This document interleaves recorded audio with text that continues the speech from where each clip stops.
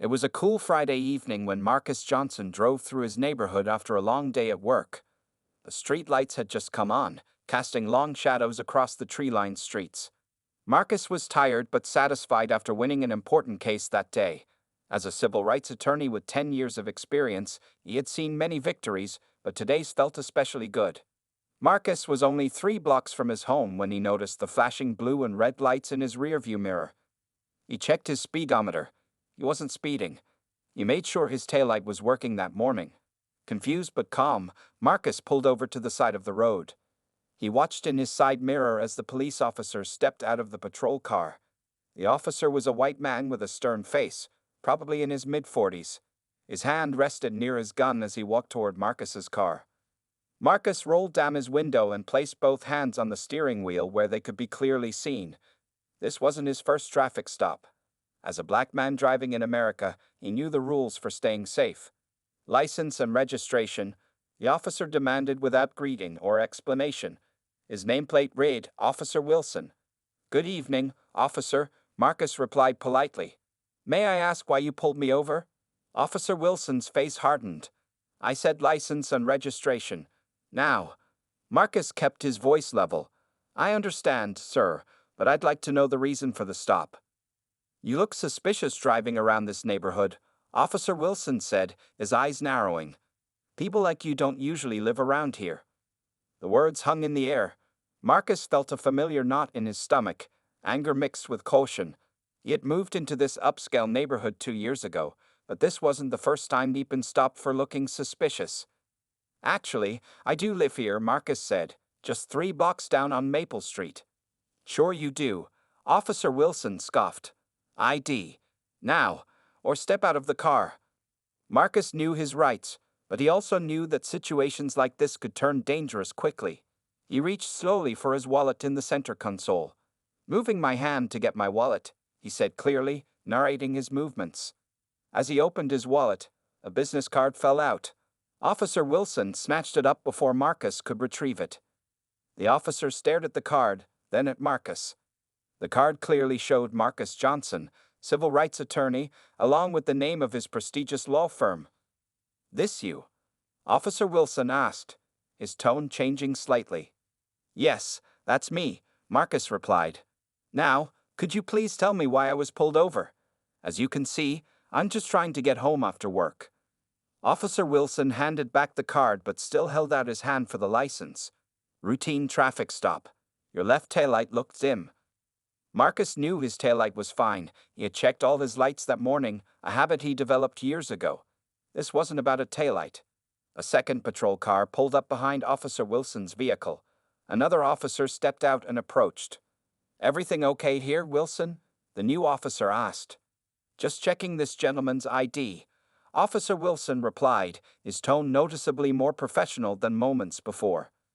Marcus handed over his license and registration, deciding to comply while noting every detail of the interaction.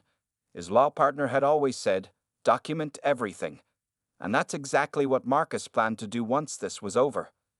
Little did Officer Wilson know that he had just stopped someone who had spent his career fighting against exactly this type of discrimination. This routine traffic stop was about to become anything but routine. The second officer, whose nameplate read Officer Rivera, stepped closer to Marcus's car. Unlike Wilson, she had a calm, professional manner. "What seems to be the issue here?" Officer Rivera asked, looking between Marcus and Officer Wilson. Before Wilson could answer, Marcus spoke up. "Officer Wilson pulled me over but hasn't given me a clear reason why. He mentioned something about a dim taillight, but I checked all my lights this morning." Officer Wilson's jaw tightened. "Sir, I don't need to explain myself to you. This is a routine traffic stop." "Actually," Marcus replied calmly, "according to the law, officers need reasonable suspicion to conduct a traffic stop. Being black in a nice neighborhood isn't reasonable suspicion." Wilson's face flushed red. "Are you accusing me of something?" Marcus noticed Officer Rivera watching the interaction carefully. She seemed uncomfortable with the direction things were heading. "I'm simply stating facts," Marcus said, "and I'm recording this conversation for my safety and yours." He nodded toward his phone, which was propped against the dashboard, its camera facing the window. Wilson noticed the phone for the first time and stepped back slightly. Turn that off immediately. I have the right to record this interaction, Marcus stated firmly. It's protected under the First Amendment. Officer Rivera cleared her throat. Wilson, can I speak with you for a moment? She motioned him a few steps away from the car. While the officers spoke in hushed tones, Marcus called his law partner, David Chen. He kept his voice low as he quickly explained the situation. Stay calm, David advised. Keep recording. I'm 10 minutes away if you need me. The officers returned to Marcus's window. Officer Rivera now took the lead. Mr. Johnson, could you please step out of the car? She asked politely. Marcus knew he had to be careful. He ended his call with David and said clearly to the phone's camera, I am now complying with the officer's request to exit my vehicle. He stepped out slowly, keeping his movements deliberate and his hands visible. Mr. Johnson, are you really an attorney? Officer Rivera asked. Yes, I am. I specialize in civil rights cases, particularly police misconduct and racial profiling, Marcus answered. Officer Wilson shifted uncomfortably. And you live in this neighborhood? She continued. Yes, 742 Maple Street. I've lived there for 2 years. Officer Rivera nodded. Could you please walk us through your movements tonight? Where are you coming from? I'm coming from my office downtown. I had a late case that wrapped up around 8 p.m. I'm just trying to get home. As Marcus spoke, a neighbor from across the street approached. It was Mrs. Patel, an elderly woman who lived directly across from Marcus. What's going on? Is everything okay? Mrs. Patel asked, her eyes concerned as she recognized Marcus. Everything's fine, ma'am, Officer Wilson said quickly. Police business. Please return to your home. Marcus? Are these officers bothering you? Mrs. Patel asked, ignoring Wilson. It's okay, Mrs. Patel, Marcus assured her.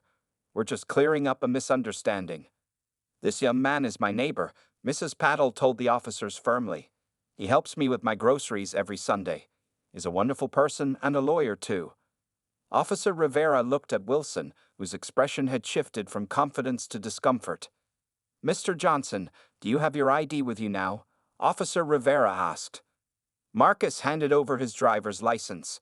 Rivera examined it and returned it promptly. It shows your Maple Street address, just as you've said, she noted. More neighbors had started to gather, watching from their lawns and porches. Marcus knew this situation was quickly escalating beyond what Officer Wilson had anticipated. Am I free to go? Marcus asked, keeping his voice steady. Before Rivera could answer, Wilson cut in. Not until we complete our investigation. Marcus looked directly at Wilson. Investigation of what crime exactly? I'd like that stated clearly for the record. He gestured toward his phone, still recording. The tension in the air was thick enough to cut with a knife. Officer Wilson was trapped, and he knew it. Officer Wilson stared at Marcus, clearly uncomfortable with the growing crowd of neighbors. His hand twitched near his belt as he struggled to maintain control of the situation. The investigation is regarding suspicious behavior in the area, Wilson finally said, but his voice lacked conviction. What specific suspicious behavior? Marcus pressed. I was simply driving home. By now, 5 neighbors had gathered at a respectful distance.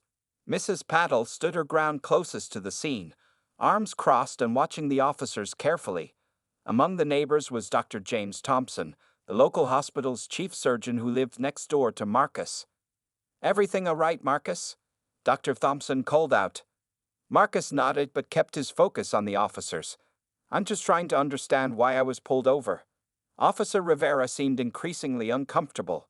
She glanced at the gathering crowd, then at Wilson, whose face had grown redder. She stepped closer to Marcus and lowered her voice. Mr. Johnson, I apologize for the inconvenience. There have been reports of break-ins in the area, but, she paused, looking at his address on his license again. It appears this was a misunderstanding. Wilson cut in. We haven't confirmed anything yet. Just then, a black SUV pulled up behind the police cars. David Chen, Marcus's law partner, stepped out. The Chinese-American attorney was still wearing his court suit and carried a small briefcase. Marcus? Everything okay? David called as he approached. Officer Wilson turned to face the newcomer. "Sir, please step back. This is a police matter." David didn't flinch. "I'm David Chen, Mr. Johnson's law partner." He handed Wilson his business card. "I received his call and came to provide legal assistance if necessary." Wilson glanced at the card, his frown deepening when he saw the same prestigious law firm listed. The situation was spiraling out of his control. "Officer Wilson," Marcus said calmly, "I believe we've established that I live in this neighborhood and was simply driving home. Unless you can state a specific traffic violation or reasonable suspicion of a crime, I am requesting to leave." David added, "For the record, we're both familiar with Rodriguez v. United States. Officers cannot extend a traffic stop without reasonable suspicion of a crime." Officer Rivera nodded supply, clearly recognizing the Supreme Court case reference. She touched Wilson's arm lightly. "Wilson, I think we're good here," she said quietly. Marcus's phone continued recording from its position on the car dashboard. The small red light reminded everyone that this entire interaction was being documented. Wilson looked from Marcus to David, then to the neighbors watching, and finally to his partner. His shoulders slumped slightly. "You're free to go," he muttered. "I'd like that on record, please," Marcus said clearly. "Am I being issued a citation for any violation?" Wilson shook his head. "No citation." "Thank you, officers," Marcus said politely. "Officer Rivera, may I have your badge number for my records?" Rivera provided her information without hesitation. Wilson reluctantly did the same when Marcus asked. As the officers prepared to leave, Marcus called out, "Officer Wilson?" Wilson turned, his expression guarded. "I host a community barbecue on the last Saturday of each month," Marcus said. "Officers from the local precinct are always welcome. It might be a good opportunity for you to meet more of the residents in this neighborhood." The invitation hung in the air, both a peace offering and a subtle challenge. Several neighbors nodded approvingly. Wilson didn't respond. He turned and walked back to his patrol car, his posture stiff. Officer Rivera lingered a moment longer. "That's a generous offer, Mr. Johnson." "It's sincere," Marcus replied. "Building better community relations with law enforcement starts with getting to know each other." As the police cars pulled away, the neighbors approached Marcus. Mrs. Paddle patted his arm supportively. "You handled that very professionally," Dr. Thompson said. David stood beside his friend. "So much for a quiet drive home, huh?" Marcus retrieved his phone from the dashboard and stopped the recording. "Something tells me this isn't over yet," he said quietly. The next morning, Marcus sat at his kitchen table reviewing the video from the previous night. The recording was clear, capturing every word of his interaction with Officers Wilson and Rivera. He sipped his coffee thoughtfully while David sat across from him. "This is textbook racial profiling," David said, shaking his head as they finished watching. "The suspicious behavior excuse without any specifics, the comment about people like you not belonging in the neighborhood." Marcus nodded. "I know. And I wasn't the first, just the first who knew exactly what to do and say." His phone buzzed with a text message from Mrs. Patel. "Channel 7 news van outside your house. Reporters asking neighbors about last night." Marcus looked out his front window. Sure enough, a white van with the local news station's logo was parked across the street. A reporter and cameraman were interviewing Dr. Thompson. "Word travels fast," David commented. "What do you want to do?" Before Marcus could answer, his phone rang. The caller ID showed Captain Gregory Sanders, the precinct commander he'd met at several community outreach events. "Marcus Johnson speaking," he answered, putting the call on speaker. "Mr. Johnson, this is Captain Sanders. I've received the overnight report about an incident involving you and two of my officers. I wanted to reach out personally." "I appreciate that, Captain," Marcus replied. "I understand there may have been some unprofessional conduct. I'd like to discuss this with you in person, if possible." David raised an eyebrow at Marcus, who nodded before responding. "I'm available to meet this afternoon. Would 2 p.m. work?" "That would be fine. And Mr. Johnson, I should inform you that both officers' body cameras were active during the incident. I've reviewed the footage this morning." Marcus exchanged a meaningful look with David. "Thank you for your transparency, Captain. I'll see you at 2 p.m. After ending the call, David grinned. Body cam footage. That's even better than your recording. Let's not get ahead of ourselves, Marcus cautioned. The real question is what happens to Wilson. Writing him up won't change the system. The doorbell rang. When Marcus opened the door, he found Jamal Washington, a young black man who lived a few blocks away. Marcus recognized him from neighborhood association meetings. "Mr. Johnson, can I talk to you for a minute?" Jamal asked, looking nervous. Marcus invited him in. Jamal declined coffee but sat at the kitchen table, fidgeting with his car keys. "I heard about what happened last night," Jamal began. "The thing is, that same officer, Wilson, has pulled me over 3 times in the past 2 months. Always around here, always with some vague reason." Marcus and David exchanged glances. "Did you file any complaints?" The police station was busier than usual when Marcus and David arrived. Officers glanced their way as they walked through the lobby. Some looked curious, others uncomfortable. The front desk officer recognized Marcus immediately. "Mr. Johnson, Captain Sanders is expecting you," she said, picking up the phone to notify him. 5 minutes later, they sat in Captain Sanders' office. The captain was a tall man with graying hair and tired eyes. Family photos and service awards lined the shelves behind his desk. "Thank you for coming in," Captain Sanders began, his tone professional but friendly. "I've reviewed both officers' body camera footage from last night's incident." "And?" David prompted. Captain Sanders sighed. "Frankly, I'm concerned about what I saw. Officer Wilson's conduct didn't meet our department's standards." Marcus placed a folder on the desk. "Captain, I collected statements from 5 other residents who've experienced similar treatment from Officer Wilson in the past 3 months. All young men of color, all stopped without clear violations, all while driving through the same neighborhood." The captain's eyebrows rose as he opened the folder and skimmed the statements. "I appreciate you bringing this to my attention," he said carefully. "We take allegations of biased policing very seriously." "With respect, Captain," Marcus replied, "these aren't just allegations. The pattern is clear, and now we have video evidence." Captain Sanders leaned forward. "What exactly are you looking for here, Mr. Johnson?" "Justice and change," Marcus answered simply. "Officer Wilson needs to be held accountable, but that's just the beginning. The department needs better training on racial bias, community engagement, and traffic stop protocols." The captain nodded slowly. "I can tell you that Officer Wilson has been placed on administrative leave pending a full investigation. As for the rest, there would need to be discussions with the police commissioner and city council." Just then, there was a knock at the door. An assistant poked her head in. "Sorry to interrupt, Captain, but Channel 7 is in the lobby requesting a statement about the Johnson incident. The video has gone viral." 1 week after the traffic stop, Marcus stood before a packed city council meeting.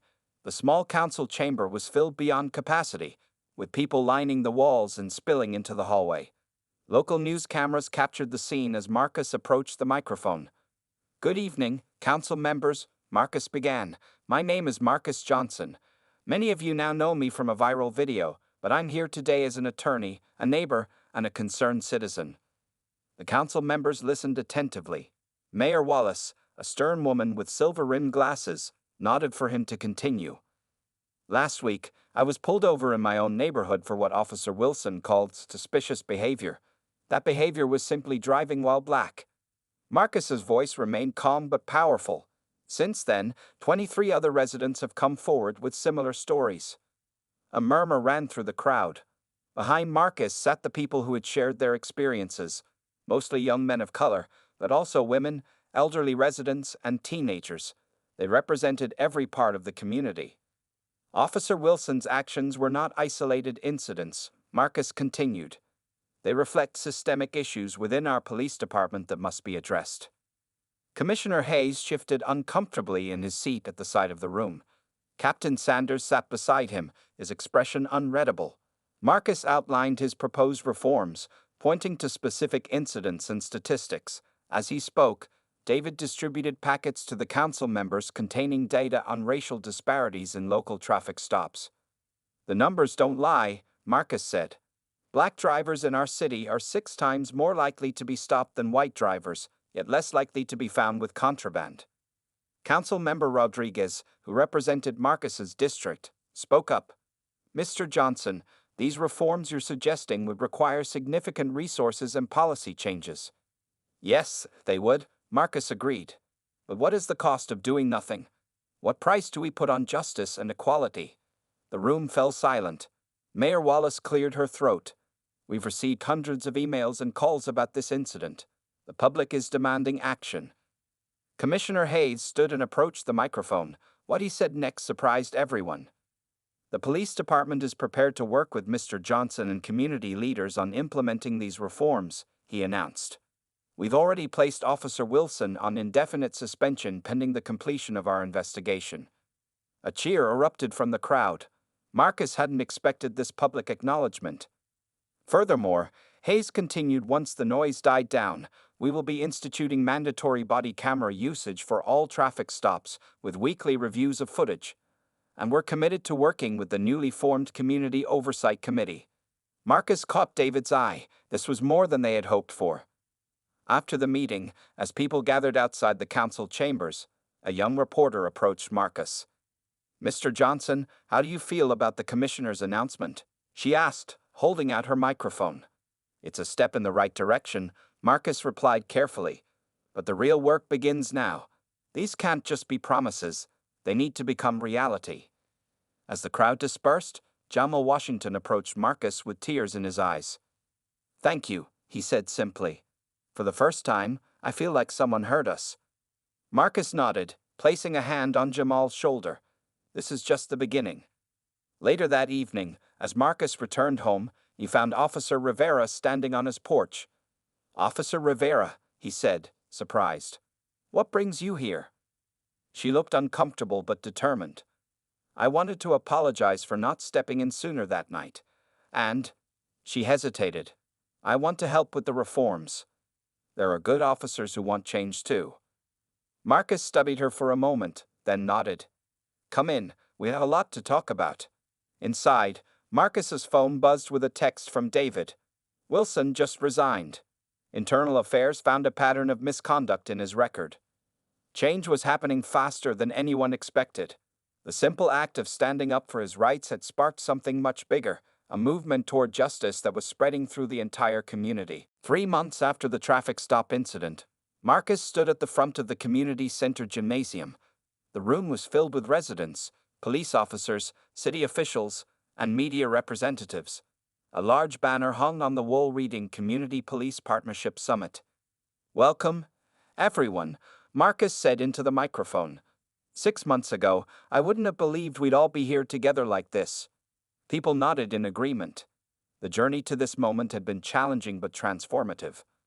Following Officer Wilson's resignation, the internal investigation had uncovered disturbing patterns.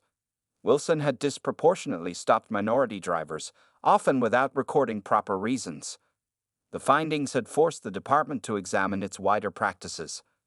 Today marks the official launch of our new community policing initiative, Marcus continued. But before we begin, I'd like to recognize someone who helped make this possible. He gestured toward Officer Rivera, who now wore a surgeon's uniform. After coming forward with information about problematic practices within the department, she had been promoted to lead the new Community Relations Unit. Sergeant Rivera reminds us that change comes from within as well as without, Marcus said. She had the courage to stand up for what's right, even when it wasn't easy. Rivera received a warm round of applause as she joined Marcus at the podium. I became a police officer to protect and serve everyone, she said simply. That's what we're recommitting to today. The summit included workshops on knowing your rights during police encounters, de-escalation techniques for officers, and community-led safety initiatives. Officers and residents sat side by side, engaging in sometimes difficult but necessary conversations. During a break, Captain Sanders approached Marcus by the refreshment table. Quite a turnout, the captain observed. You've accomplished more in 3 months than most activists achieve in years. It wasn't just me, Marcus replied. It took everyone, including officers willing to acknowledge problems and work toward solutions. The captain nodded thoughtfully. The department's different now. Weekly data reviews, body camera audits, community oversight. Some officers resisted at first, but the results speak for themselves. Complaints are down 30%, and community trust is improving. Marcus watched as a group of teenagers chatted with two patrol officers across the room. The teenagers were showing the officers their community garden project plans, and the officers appeared genuinely interested. "That's what success looks like," Marcus said, nodding toward them. Jamal Washington approached, now wearing a badge that identified him as a member of the Community Oversight Committee. "Marcus, we're ready for the next session," Jamal said. "Mrs. Patel is going to demonstrate her Know Your Neighbor app." The app, developed with help from local college students, connected residents with officers assigned to their neighborhoods. It had become a model that other cities were considering adopting. As the day continued, Marcus found himself in conversation with Mayor Wallace. "The City Council unanimously approved the permanent funding for these programs," she told him. "Even the members who initially opposed it have come around after seeing the positive outcomes." "And Officer Wilson?" Marcus asked quietly. The mayor's expression turned serious. "He's been blacklisted from law enforcement in this state. The review of his past cases has led to several convictions being overturned." Marcus nodded solemnly. This wasn't about revenge against one officer, but about correcting injustice and preventing future harm. As the summit concluded, local news crews gathered for interviews. A reporter asked Marcus if he felt vindicated by all that had happened. "This was never about vindication," Marcus replied. "It was about transformation. We've taken important steps, but our work continues. True justice isn't a destination, it's an ongoing commitment." That evening, as Marcus drove home, he noticed a police car behind him. For a brief moment, old anxiety surfaced. Then the officer waved politely as they turned in different directions at the intersection. Small changes, Marcus thought, but together, they were creating something powerful. 1 year to the day after his encounter with Officer Wilson, Marcus Johnson stood at a podium in front of City Hall. Cameras flashed as Mayor Wallace handed him a ceremonial key to the city. "For outstanding service to our community and leadership in police reform," the mayor announced, "we present this recognition to Marcus Johnson." Applause erupted from the gathered crowd. In the front row sat David, Mrs. Patel, Dr. Thompson, and Jamal Washington. Behind them were dozens of community members whose lives had been touched by the changes of the past year. Marcus accepted the key with a humble nod. "Thank you, Mayor Wallace. This honor belongs not just to me, but to everyone who worked to transform a moment of injustice into lasting change." After the ceremony, as people mingled in the plaza, a young black man approached Marcus. He looked nervous, clutching a law school application in his hands. "Mr. Johnson, my name is Andra Thomas. What happened to you last year? It changed my life. I was thinking about giving up on my dream of becoming a lawyer, but seeing how you used the law to create real change, it inspired me to apply to law school." Marcus smiled warmly. "The law can be a powerful tool for good, Andra. We need more voices like yours in the legal profession." Would you consider writing me a recommendation letter?" Andra asked hopefully. "I'd be honored," Marcus replied, genuinely touched. "Stop by my office next week." As Andra walked away, Sergeant Rivera approached with Commissioner Hayes. Both wore expressions of professional pride. "The numbers came in for the first full year under the new policies," Rivera said. "Traffic stop complaints down 65%, arrests down 20%, but successful prosecutions up 15%. Quality over quantity," Commissioner Hayes added. "We're policing smarter, not just harder. And officer morale has improved too." Marcus nodded appreciatively. "How's the expansion to other precincts going?" "Better than expected," Hayes replied. 3 neighboring cities have adopted our model. There's even talk about state-level reforms based on our data." The conversation was interrupted by a reporter who asked Marcus about rumors that he was considering a run for city council. "There will be time to discuss future plans," Marcus answered diplomatically. "Today is about celebrating how far we've come." Later that evening, Marcus hosted a barbecue in his backyard, the same monthly gathering he had once invited Officer Wilson to attend. Now, the guests included not only neighbors but also several police officers, city officials, and community activists. David found Marcus by the grill and handed him a cold drink. "From traffic stop to systemic change in 1 year. Not bad, counselor." Marcus smiled. "Remember when all this started? I was just trying to get home." And now you're helping others find their way home safely too, David replied. As the sun began to set, Marcus called for everyone's attention. The backyard fell silent as he stood on the porch steps. 1 year ago, I experienced something that many in our community had faced for years. The difference was that I had the tools and platform to fight back.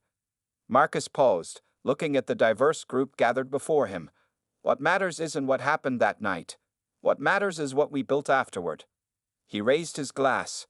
To new beginnings, continued progress, and the understanding that justice is a journey we take together. As glasses clinked and conversations resumed, Marcus noticed a patrol car driving slowly down the street. The officer inside waved warmly to the group in the yard. Several guests waved back. It was a small gesture, but it represented something profound. A community no longer divided between those who enforced the law and those who feared it, but united in the pursuit of justice for all. Marcus watched as Jamal showed a group of young officers his newly accepted college application. Mrs. Patel shared her homemade samosas with everyone. Officer Rivera laughed with neighborhood teenagers about their latest basketball game. This, Marcus thought, was the true victory, not what had been overcome, but what had been built in its place.